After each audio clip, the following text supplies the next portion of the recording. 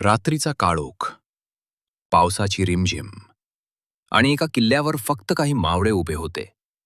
समोर हजारो शत्रू, तलवारी चमकत होत्या आणि मृत्यू अगदी जवळ उभा होता. त्यावेळी सगळ्यांच्या नजरा एका व्यक्तीकडे वळल्या. छत्रपती शिवाजी महाराज. मावळे घाबरले होते, कारण शत्रू खूप मोठा होता.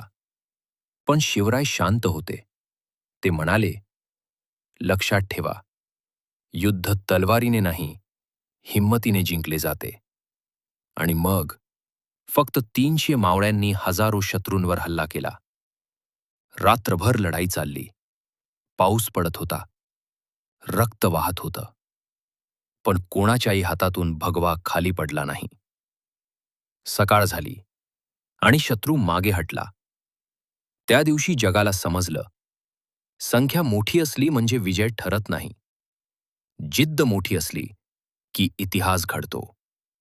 आजही शिवरायांची गोष्ट फक्त प्रेरणा नाही, तर प्रत्येक मराठी माणसाच्या रक्तातली आग आहे.